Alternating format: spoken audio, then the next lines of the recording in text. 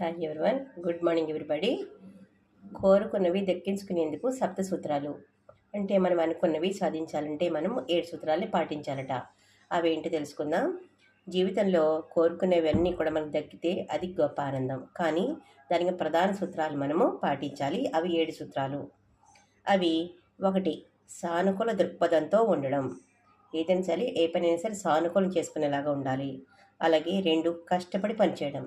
ఏ పనైనా సరే కష్టపడి సాధించుకోవాలి. కష్టపడకుండా ఏది కూడా సాధ్యం కాదు. కృషితో నాస్తి దుర్భిక్షం అన్నట్లుగా కష్టపడితే ఏ పనైనా కూడా సాధ్యమవుతుంది. అలాగే విజేతలతో సహవాసం చేయటం. 3వది, విజేతలు అంటే సక్సెస్ఫుల్ పీపుల్ ఉంటారు కదా, వాళ్ళతో సహవాసం చేయాలి. అంటే వాళ్ళతో టైం స్పెండ్ చేయాలి. వాళ్ళ దగ్గర మనం టిప్స్ నేర్చుకోవాలి. వాళ్ళు ఎలా సక్సెస్ అయ్యారో మనం తెలుసుకోవాలి. అలాగే 4th వన్, అనిశ్చిత పరిస్థితుల్ని ధైర్యంగా ఎదుర్కోవటం. అంటే కొన్ని సమయాల్లో మనం కోరుకున్నవి జరుగుతూ ఉండవు. కొన్ని పరిస్థితులు మనకు అనుకూలంగా ఉండనప్పుడు కూడా మనము దానికి రెస్పాండ్ అవ్వకూడదు, మంచిగానే స్పందించాలి.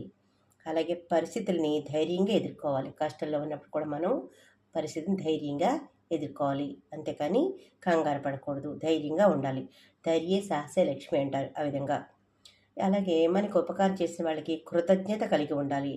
ఇది 5వ సూత్రం అన్నమాట. మనకి ఎవరైతే ఉపకారం చేస్తారో వాళ్ళ పట్ల మనం కృతజ్ఞతాభావం కలిగి ఉండాలి.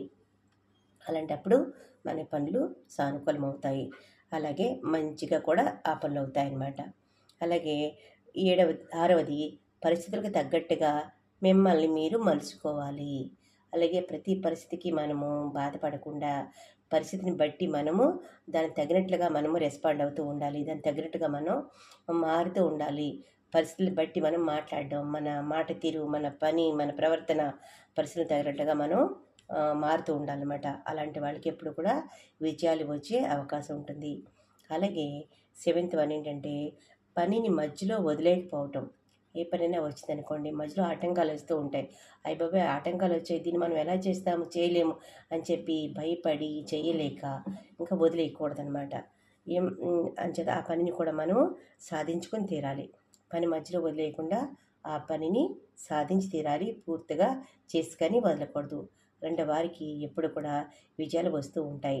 మన కోరుకున్న విజయం దక్కించుకోవాలంటే ఈ సూత్రాలని పాటించండి. అవేంటో రిపీట్ చేస్తాను చూడండి. 1, సానుకూల దృక్పథంతో ఉండడం. 2, కష్టపడి పని చేయటం.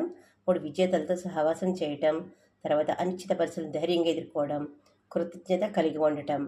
పరిస్థితులకు తగినట్లుగా మమ్మల్ని మనం మార్చుకోవటం. పని మధ్యలో వదిలేయకపోవటం. ఆల్ ద బెస్ట్ అందరికీ.